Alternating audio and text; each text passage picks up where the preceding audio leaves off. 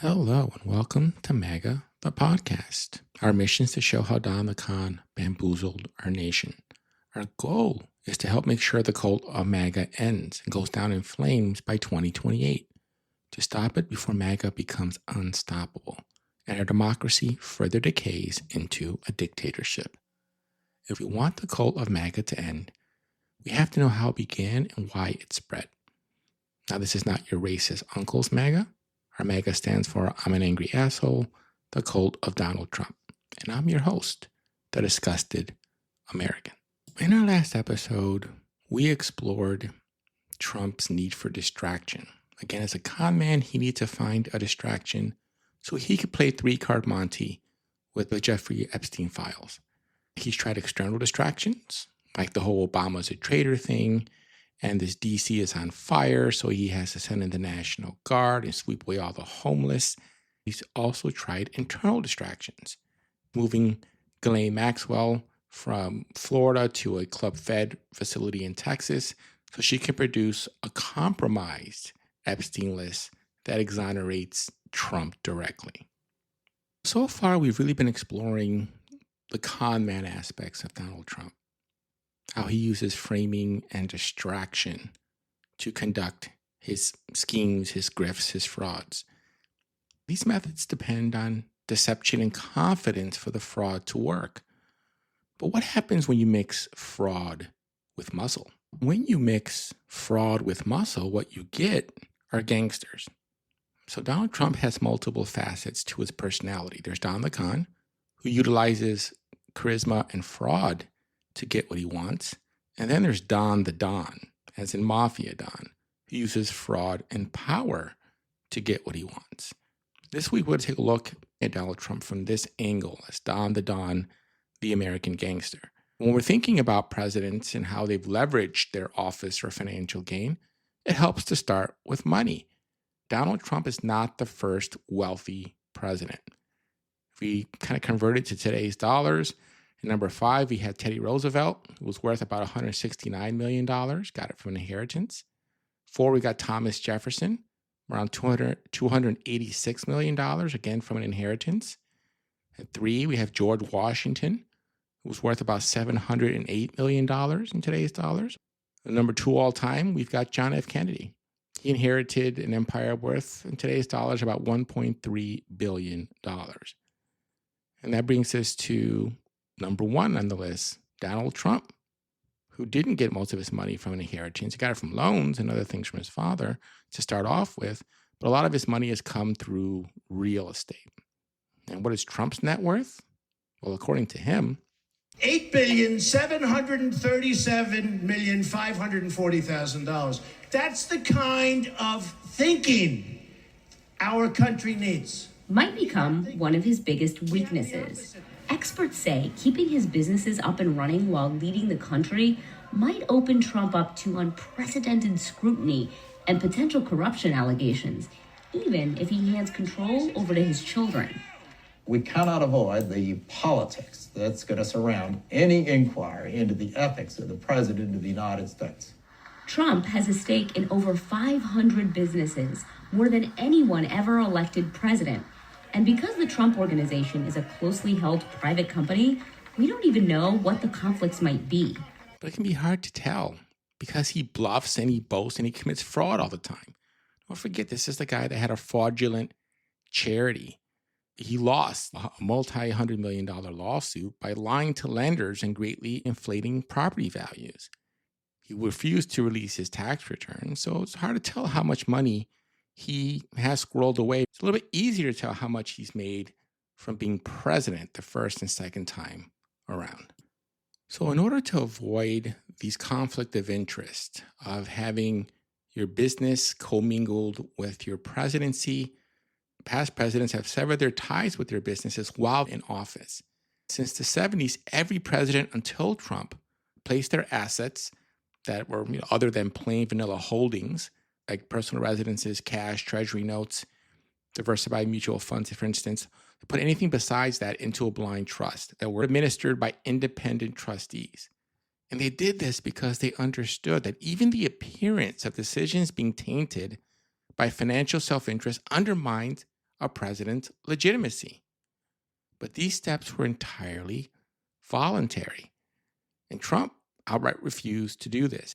In fact, on January 11th, 2017, President-elect Donald Trump announced to the American public that he wouldn't divest from his businesses, his hotels, his golf courses, his trademarks, his office buildings, his other assets, before being sworn in as the 45th president of the United States. The Trump Organization announced it would transfer the business to his children without mentioning a blind trust. Experts say that's not even close to the definition of a blind trust. That is not a trust that meets the norm because having your children run your trust does not discharge the conflicts of interest, because the interests of your children, particularly in this case, are coextensive with his self-interest. A real blind trust requires the president to sell off assets. Trump's blind trust would keep his current businesses up and running. A real blind trust requires an independent trustee to oversee the assets. In Trump's blind trust, his children would control the company, the same children who helped run his campaign and are on his transition team. In a real blind trust, the president doesn't know where the money is invested. That's the blind part. Trump already knows where all of the investments are. If you know you own the Empire State Building and you put it into a blind trust, you don't forget that you own the Empire State Building. What Trump has proposed is the opposite of a blind trust. And as president, there's no law to stop him from doing it. He broke with the norms that his predecessors from both parties adhered to for more than 40 years. And while this was obviously very unethical, it wasn't illegal. Now, if we want it to be illegal, Congress is going to have to change the laws. Before he took office, Trump declared the president can't have a conflict of interest.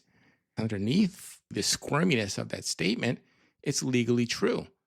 There is a loophole in the conflict of interest rules.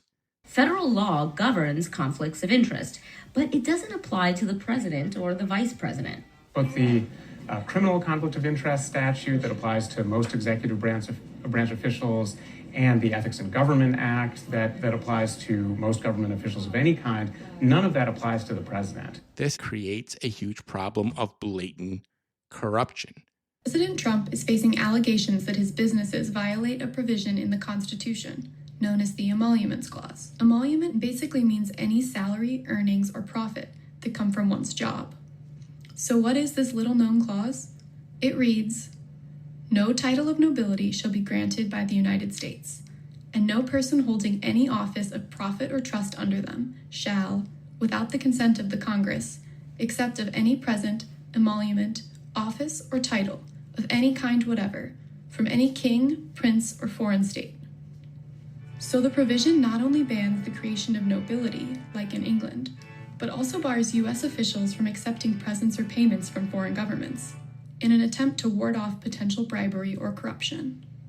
There have been a few emolument exceptions in the past, specifically debated and authorized by Congress. A snuff box given to Benjamin Franklin by the King of France, and a pearl necklace that the Imam of Muscat gifted to President Martin Van Buren. But the Emoluments Clause remains largely untested in court. The problem is it's never been enforced on a massive scale, because up to now, the conflicts that arose were really minor. No one's ever tried to enforce these provisions in a court of law. President Trump's assets are held in a trust while he's in office, but how much will he ultimately benefit from new policies he's pushing from the Oval Office? They're passing legislation that directly benefits the trust of which the president is beneficiary. How is he getting away with this? I don't know, because in my entire lifetime, and really going back many, many years, if you were president, you divested your assets if they were publicly traded entities or if they were another kind of investment. They went into a blind trust that was managed by an institution, not your son, and you were not necessarily the beneficiary directly of a revocable trust. It was a blind trust that you did not know or could not know what was going on within it while you were in office. Pro quos. I just don't understand how they can say that with a straight face and then also make this money. What is the explanation? I don't know that there is one. I mean, the Congress is extremely compliant. Have other presidents faced corruption allegations like this? Have they been this corrupt and gotten away with it? Well, certainly Richard Nixon was probably chief among them. Going back to 1952, which is a clip you're looking at right now from the so-called Checkers speech, he got $18,000 from a donor group, which he disclosed. His kids also got a dog from a donor, which he disclosed on national TV when he was vice president candidate with Dwight Eisenhower. Dog was named Checkers, right? Checkers. So we were going to keep Checkers. And there were jokes about that. And his wife didn't have a mink coat. She had a respectable Republican cloth coat, which was the line that he used in that speech. This is all quaint by comparison. I mean, even in 1952, when $18,000 was a lot, it pales in comparison to what we're seeing. The president has a brand as a wheeler dealer, a guy who puts his name on steaks and wine and airplanes and wants to. Bibles. It's not as if this has been his persona from day one. Yeah, from he's the been jump. getting away with it since he first ran for office.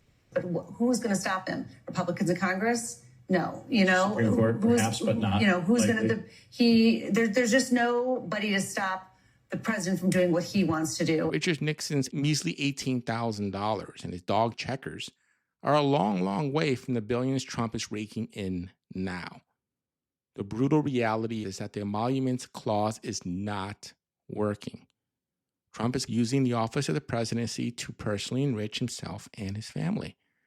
And not surprisingly, he hates the emoluments clause. I don't think you people with this phony emoluments clause, and by the way, I would say that it's cost me anywhere from $2 to $5 billion to be president. And that's okay. Between what I lose and what I could have made, I would have made a fortune. If I just ran my business, I was doing it really well.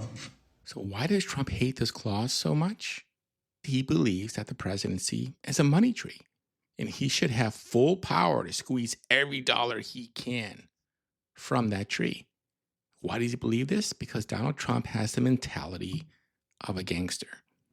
And if you look at his behavior from this lens, from the lens of being a gangster, it makes a lot more sense because he behaves like a gangster more than he behaves like a politician. So let's take a look at Donald Trump's scams and rackets through the lens of gangsterdom.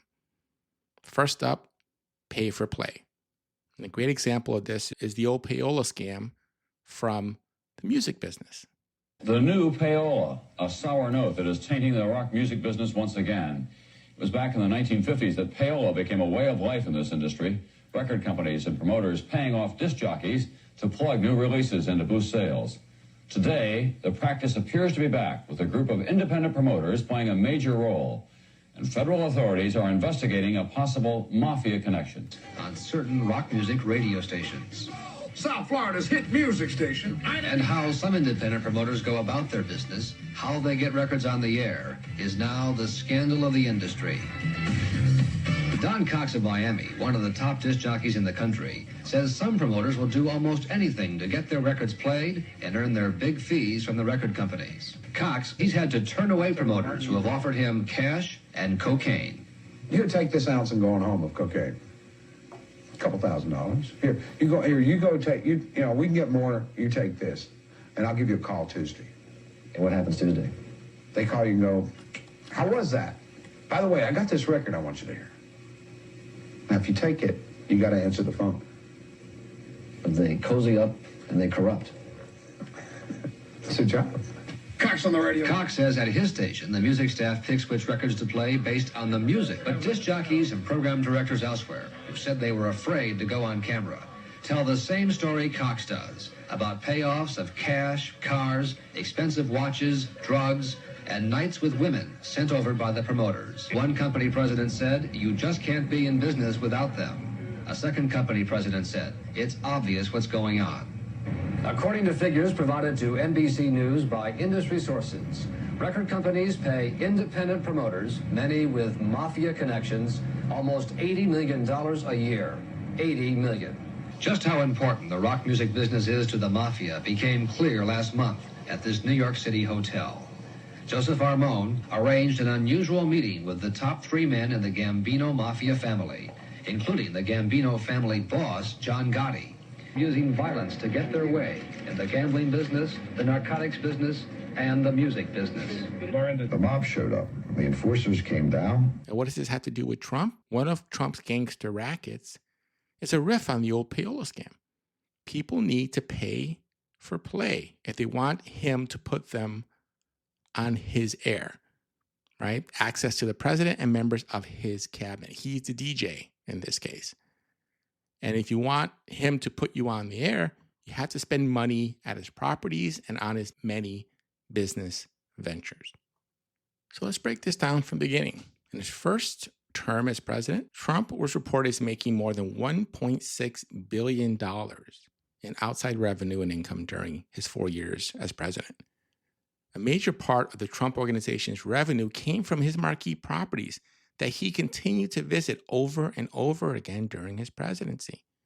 The Trump Hotel in D.C., his home at Mar-a-Lago, his golf courses in Doral, Bedminster, and Trump National brought in a combined $620+ million during the first 4 years of his presidency.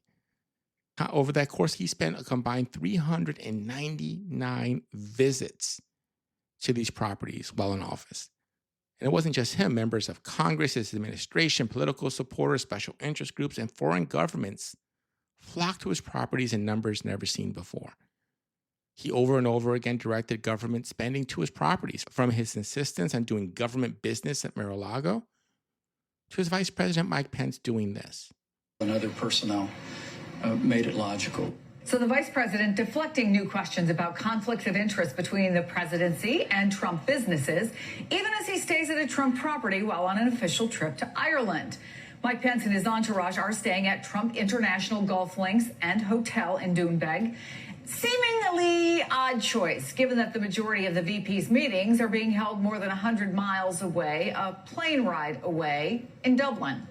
If you're wondering where Pence got the idea, a top aide to the VP actually confirmed that Pence is staying there at the president's suggestion.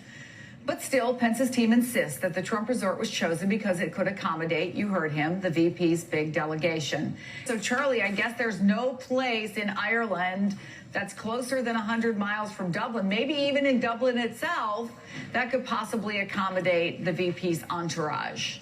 Maybe he's Beyonce or something.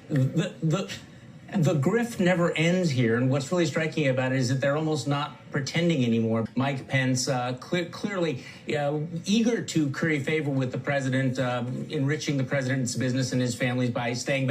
But you know, this explanation, you would think that they would have had at least a better story or a better response other than to say, yeah, the president suggested it and there's no place in Dublin. By the way, Dublin's kind of a big city. There's a lot of hotels there, a lot going on in Dublin. Mm-hmm. I think he could have done this. And yet you're going to stick the taxpayers, the American taxpayers, with the cost of shuttling him back and forth from the Trump properties. You know, in a different world, this ongoing self-dealing, the president of the United States using his power to enrich himself, his underlings eagerly going along with this, would be a top 3 scandal. In the Trump era, it barely makes the top 10. So, Jonathan, your paper has estimated that Trump has name-dropped his properties 70 times plus since becoming president. He suggested, of course, that he would host the G7 at Trump Doral. And yet, you know, all these allegations that the president is violating the emoluments clause are going nowhere, Jonathan. Yes, because he's not being held accountable. Look, if we had a functioning government, Congress would be in full throttle investigating this administration. Republican and conservative majorities, they're looking the other way. That's why the president has been able to get away with what he's getting away with. And I just want to point out one thing. Jonathan Chait over at New York Magazine has a terrific column because he makes this observation that it's potentially not just the president lining his pockets by pushing Vice President Pence to stay at his resort on the other side of Ireland, but what mobsters do and what folks in the mob do is, in order to make underlings complicit, they get them to be a part of the wrongdoing. And so Jonathan Chait's argument is, by getting Pence to stay at his resort, Donald Trump is in essence putting Vice President Pence in his pocket. Vice President Pence has now bought his own loyalty to the president. And now the president feels that Pence is loyal. Pence stays over 100 miles away from his meetings, again, to curry favor with Trump. And remember what Pence was doing here. Him and his stupid entourage were trying to convince the other leaders to hold the G7 summit at another Trump property at Doral. Here's Trump playing it up. There's Miami, this facility, everybody would have had their own building. Everybody in the G7 would have had their own building. It was so good. Florida loved it. They love economic development. It's not because it's a beautiful place. It's new. It's been totally rebuilt. It's new. Everything's good. Got massive meeting rooms, unlimited for security because it's on, hundreds of acres. Best location, right next to the airport, Miami International, one of the biggest airports in the world. Some people say it's the biggest, but one of the biggest airports in the world. It's only minutes away. It would have been great, but the Democrats went crazy. Now, Trump was really butthurt about this because the backlash made him back off from grifting the G7. And his claims that he'd do it for free? For free? Bullshit. Trump doesn't do anything for free. And also, as a side note, why does he always say stupid stuff like people saying Miami is the biggest airport in the world? Nobody says that. Nobody would ever say anything stupid like that, except for Trump. He's such a pathological liar. It's really insane. We went from our first president, George Washington, never being able to tell a lie, to our current president, never being able to tell the truth. And that journalist was right. The corruption is so blatant nowadays, they don't even try to come up with good lies anymore. As the executive director, Noah Bookbinder, of the Citizens for Responsibility and Ethics in Washington stated, and I quote, "Every decision Trump will make as president will be followed by a specter of doubt and will be questioned as to whether his decision is in the best interest of the American people or the best interest of his bottom line," end quote. Now, you might be saying I'm being too harsh, right? Describing what Trump is doing as pay for play. But I'm not the one that came up with this.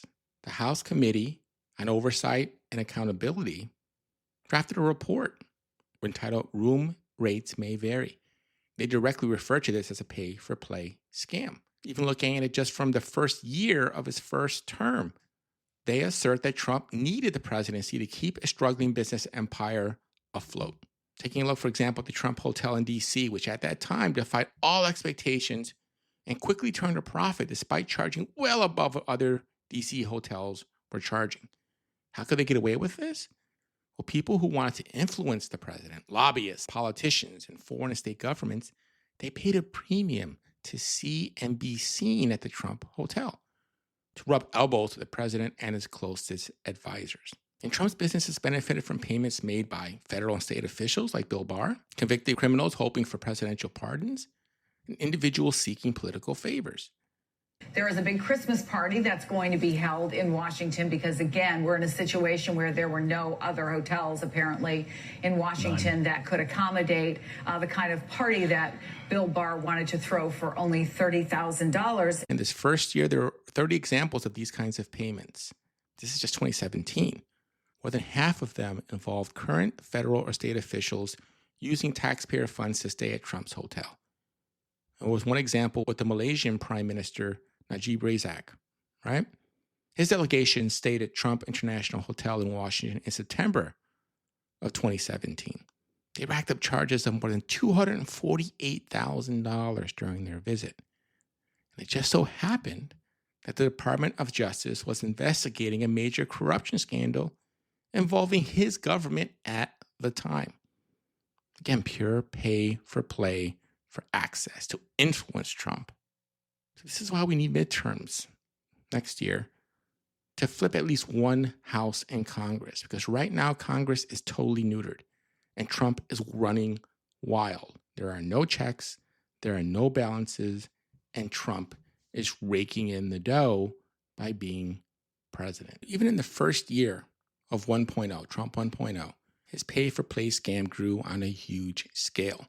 And there were three major outcomes. First, President Trump and other government officials routinely visited Trump properties and promoted them through the year.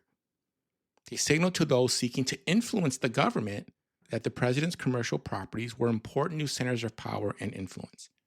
Trump spent a full third of the first year of his administration, 121 days, visiting his commercial properties. And not just him, 72 executive branch officials, more than 35 members of Congress, and over a dozen state officials visited Trump Organization properties during the first year of the Trump administration. President Trump and his White House staff promoted Trump's brand by mentioning or referring to one of his private businesses on at least 54 occasions during the first year in office. Second, those who patronized Trump's businesses, in fact, did gain access to the president and his inner circle. And third, this promotion of the president's businesses as centers of power and influence paid off. In Trump's first year in office, a variety of industry groups, governments, and political committees patronized his businesses. There were more than 40 instances of special interest groups holding events at Trump properties in 2017. 11 foreign governments paid Trump-owned entities visits during his first year in office. Political groups spent more than $1.2 million at Trump properties during his first year in office. It had never been more than $100,000 at any of his properties, going back to at least 2002. The 500-plus entries on the Trump Inc. timeline present a clear picture of a presidency being used to turn a profit, as the president's businesses serving as points of access to the corridors of power, selling the presidency and what the president can do. President Trump was not making money in spite of his official position as president. He was making money because of it. Look, and I wish I could say it's getting better during Trump 2.0, but it's not. His awful son just did this. The ultra-wealthy who want access to the White House have a new club. It's called Executive Branch, and the new private members club will cost $500,000 just to join. And at that price, there is already a waiting list. The club is owned, as you mentioned, by Donald Trump Jr., the president's son, along with his business partners at 1789 Capital. The other owners include Alex and Zach Witkoff. Those are the sons of Steve Witkoff, the Middle East envoy and longtime friend of the president's. I'm told that the club will be located in Georgetown in a building that will open next month.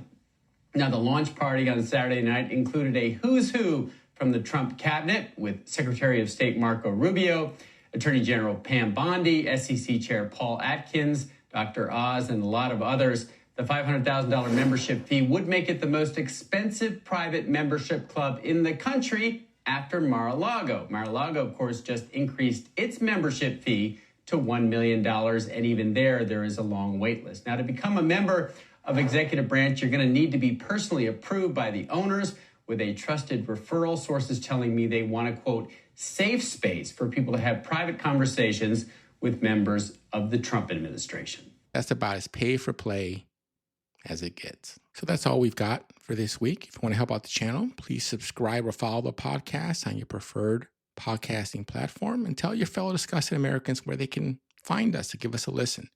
If you have a few moments, please leave us a rating on your preferred podcasting platform so more folks can find the show.